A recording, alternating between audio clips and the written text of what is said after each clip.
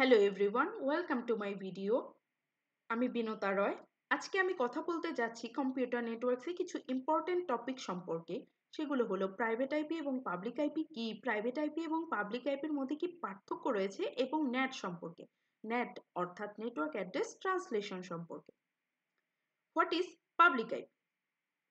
Public IP address হলো একটি unique address যা আমাদের ডিভাইসকে ইন্টারনেটের মাধ্যমে চিহ্নিত করে। এটি ইন্টারনেট সার্ভিস প্রোভাইডার আমাদের ডিভাইসকে দেয় যাতে আমরা ইন্টারনেটে ওয়েবসাইট ব্রাউজ করতে বা অন্য ডিভাইসের সঙ্গে যোগাযোগ করতে পারি। এটি সারা বিশ্বে ইউনিক, মানে এই অ্যাড্রেস একাধিক ডিভাইসের জন্য ব্যবহৃত হয় না। এটি ইন্টারনেটে আমাদের ডিভাইসের অ্যাড্রেস হিসেবে কাজ করে।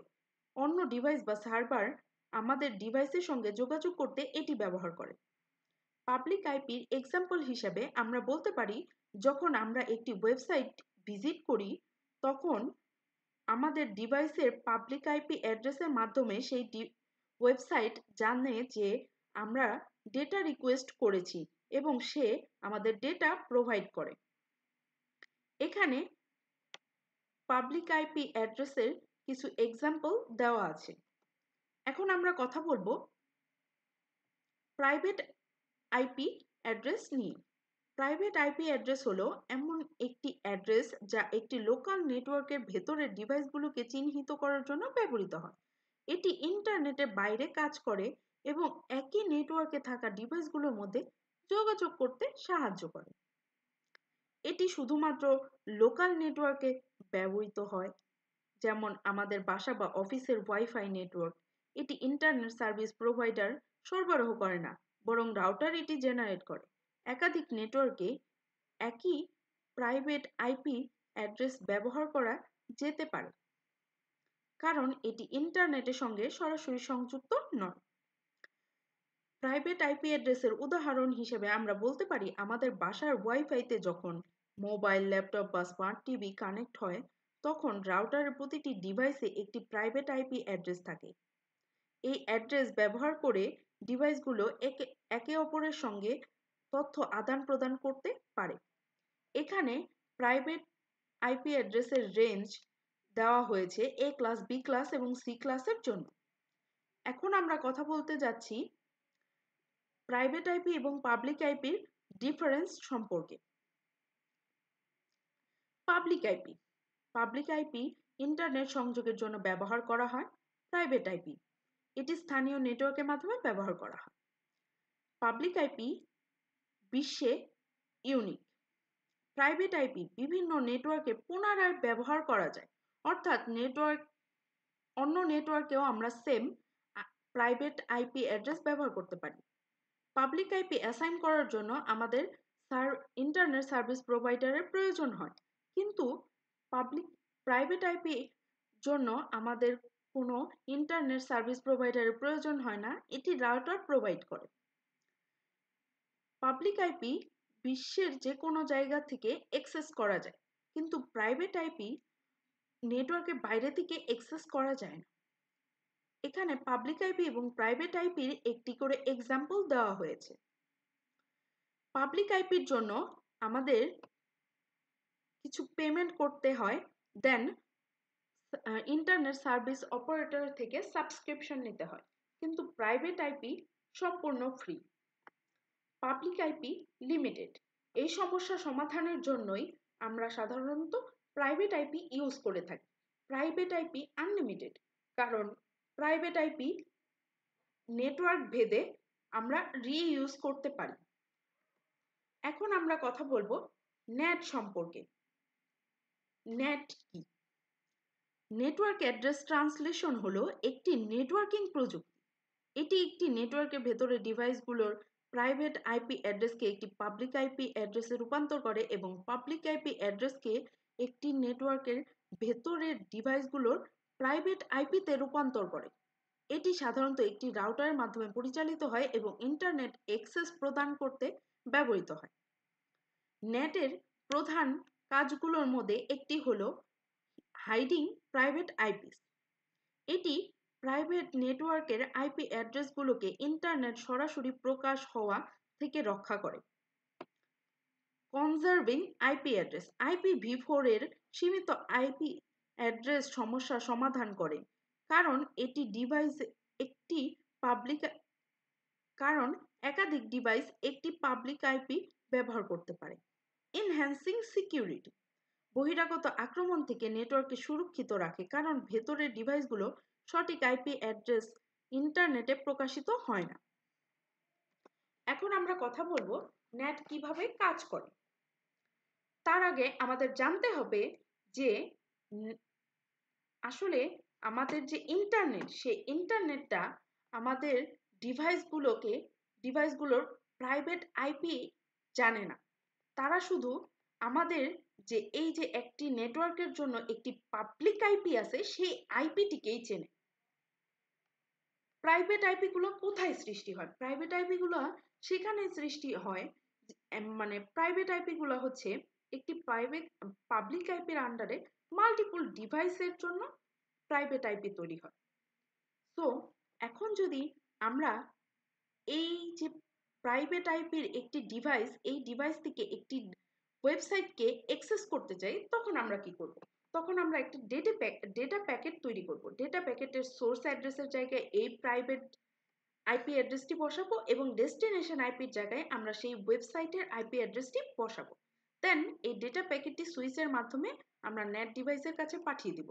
নেট ডিভাইসটি খুব ভালো করেই জানে যে ইন্টারনেট তো আমাদের এই পাবলিক আইপিটিকে, প্রাইভেট আইপিটিকে চেনে না। নেট তখন কি করবে? নেট তখন আমাদের যে এই যে প্রাইভেট আইপিটিকে আছে, এইটিকে রিপ্লেস করে এই পাবলিক আইপিটিকে সে জায়গায় বসিয়ে দিবে এবং এই ডেটা প্যাকেটটিকে সেই ওয়েবসাইটের কাছে পাঠিয়ে দিব এবং ডেটা অ্যাক্সেস করার পর সে আবার একটি নতুন ডেটা প্যাকেট এই ডিভাইসের কাছে চলে আসবে।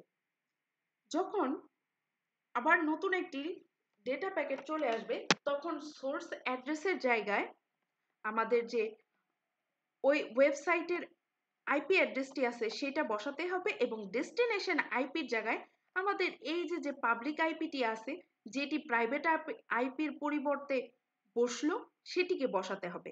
দেন এই ডেটা প্যাকেটটি আবার আমার নেট ডিভাইসের কাছে আসবে।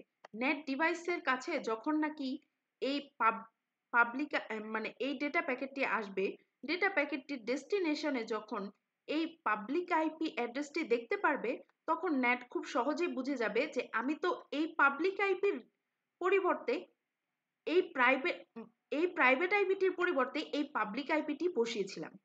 সে খুব সহজেই এই পাবলিক আইপিটির পরিবর্তে আবার এই প্রাইভেট আইপিটিকে বসিয়ে দিবে এবং খুব সহজেই এই ডিভাইসটির কাছে ডেটা প্যাকেটটিকে পাঠিয়ে দিবে এবং ডিভাইসটি খুব সহজেই ডেটাটাকে পেয়ে যাবে। এখন আমরা চিন্তা করতে পারি যে একটি ডিভাইস তো একসাথে মাল্টিপল ওয়েবসাইটকে অ্যাক্সেস করতে চাইতেই পারে। তখন আমরা কি করব? তখন আমাদের কিছুই করতে হবে না। তখন আমাদের সোর্স আইপির সাথে একটি সোর্স পোর্ট এবং ডেস্টিনেশন আইপির সাথে একটি ডেস্টিনেশন পোর্ট ইউজ করতে হবে এবং যখন আমরা এই সোর্স পোর্ট বা ডেস্টিনেশন পোর্ট ইউজ করব, তখন আমরা খুব সহজেই বুঝতে পারবো যে এই ডেটাটি আমার সাধারণত এই অ্যাড্রেসের এই পোর্টে চলে যাবে এবং এইভাবে আমরা খুব সহজেই একাধিক ওয়েবসাইটকে অ্যাক্সেস করার পরে ডেটাটিকে একাধিক পোর্টে একই সময় পাঠিয়ে দিতে পারবো। সাধারণত এইভাবেই নেট কাজ করে থাকে। এখন আমরা কথা বলবো নেটের কিছু সুবিধা এবং অসুবিধা নিয়ে। আমরা সবাই জানি যে প্রতিটি ডিভাইসেরই বা পৃথিবীর প্রতিটি জিনিসেরই কিছু ভালো দিক, কিছু খারাপ দিক আছে। ঠিক সেভাবেই নেটেরও কিছু সুবিধা এবং কিছু অসুবিধা আছে। নেটের সুবিধাগুলোর মধ্যে একটি হচ্ছে IPv4 এর যে অ্যাড্রেস ব্যবহার কমায়, মানে অ্যাড্রেসের যে সীমিত বা লিমিটেড, সেটার কারণে আমার অ্যাড্রেস ব্যবহারটিকে কমিয়ে আনতেছে। দেন আমার প্রাইভেট আইপিটিকে হাইড করে রাখতেছে এবং আমার নেটওয়ার্কের সিকিউরিটিটাকে বাড়াচ্ছে। মাল্টিপল ডিভাইসের জন্য একটি পাবলিক আইপি ব্যবহার করতেছে। দেন এখানে মাল্টিপল যে পাবলিক আইপি ব্যবহার সেটার কমিয়ে আনতেছে এবং নেটওয়ার্ক ম্যানেজমেন্টটা আমাদের খুব সাহায্য করছে। এর অসুবিধাগুলোর মধ্যে একটি হচ্ছে, যেহেতু আমাদের এখানে ডেটা রূপান্তর করতে হয় পাবলিক আইপিকে প্রাইভেট আইপিতে এবং প্রাইভেট আইপিকে পাবলিক আইপিতে রূপান্তর করতে হয়, সেহেতু একটু সময় সাপেক্ষ ব্যাপার। এবং এটা হচ্ছে সরাসরি ডিভাইস সংযোগ সীমিত হয়, যেহেতু রূপান্তর প্রয়োজন সেহেতু একটু ডিভাইস সংযোগ করাটা কঠিন হয়ে যায় এবং ডেটা উৎস খুঁজে বের করাটা কঠিন। এখানে কিছু প্রোটোকলস সঠিকভাবে কাজ করে না, সমস্যা সমাধান করা একটু জটিল হয়ে যায়। যদি কখনো কোনো সমস্যা হয় সেটা সমাধান করতে একটু সময় লাগে এবং সমস্যাটা খুঁজে বের করতেও একটু মানে একটু সময় লাগে, একটু ডিফিকাল্ট হয়ে যায়। এটা সম্পূর্ণরূপে ফায়ারওয়ালসের বিকল্প হতে পারে না, কারণ নেট নিরাপত্তা বাড়ায় এবং প্রাইভেট আইপি লুকায়, তবে এটি ফায়ারওয়ালসের মতো সম্পূর্ণ সুরক্ষা প্রদান করতে পারে না। ফায়ারওয়ালসের ডেটা প্যাকেটের পরীক্ষা নিরীক্ষা, নিয়ম সেটিং এবং অযাচিত ট্রাফিক ব্লক করার মতো উন্নত নিরাপত্তা বৈশিষ্ট্য সরবরাহ করে, যা নেট সরাসরি করতে পারে না।